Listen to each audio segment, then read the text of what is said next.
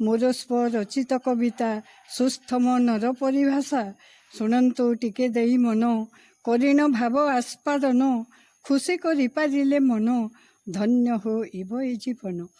ବାହ୍ୟ ଚାକଚକ୍ୟ ମୂଲ୍ୟହୀନ ଅଟେ, ମନଟି ହେଲେ ସୁନ୍ଦର। ସବୁଠାରେ ତାର ମୂଲ୍ୟ ବଢ଼ିଯାଏ, ଗୁଣଟି ପାଏ ଆଦର।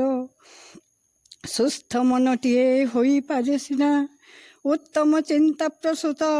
ଉତ୍ତମ ଶିକ୍ଷକ ଗଢ଼ି ପାରନ୍ତି ଯେ ଛାତ୍ରଙ୍କର ଭବିଷ୍ୟତ। ଶାନ୍ତି ପ୍ରଦାୟିନୀ ସଂସ୍କାରୀ ଜନନୀ ଗଢ଼େ ମାର୍ଜିତ ସନ୍ତାନ। ବୃଦ୍ଧ ବୟସରେ ସେବା ଶୁଶ୍ରୂଷାରେ ପାଏ ସିଏ ପ୍ରତିଦାନ। ଭଲ ଜାୟାଟିଏ ବୁଝିପାରେ ସଦା ନିଜ ସ୍ୱାମୀ ମନ କଥା। ସୁଖେ ଦୁଃଖେ ସିଏ ପାଖେ ଠିଆ ହୁଏ, ନ ପାଏ ମନରେ ବ୍ୟଥା। ବନ୍ଧୁଟିଏ ମୁହଁ ଦେଖି ଜାଣିପାରେ ନିଜ ବନ୍ଧୁ ମନ କଥା। ନିଜ ଜୀବନକୁ ସାର୍ଥକ ମଣଇ କରି ବନ୍ଧୁ ସହାୟତା।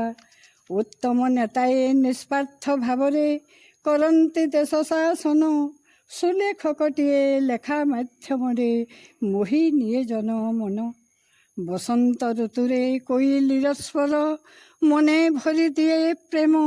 ସମାଜର ହିତ ସାଧନ ପାଇଁକି ହୋଇଛୁ ଆମେ ଜନମ। ସ୍ରଷ୍ଟାଙ୍କ ସୃଷ୍ଟିରେ ଯେଉଁ କାମ ପାଇଁ ହୋଇଛୁ ଆମେ ପ୍ରେରିତ। ସନ୍ତୋଷ ମନରେ ସେହି କାମ ଯଦି ହୋଇପାରେ ସମାହିତ। ମନରେ ଲଭିବା ଅପାର ଆନନ୍ଦ, ଶାନ୍ତି ଜଳେ ହେବା ସିକ୍ତ।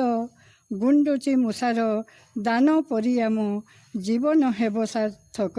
ଧନ୍ୟବାଦ। ଜୟ ଜଗନ୍ନାଥ।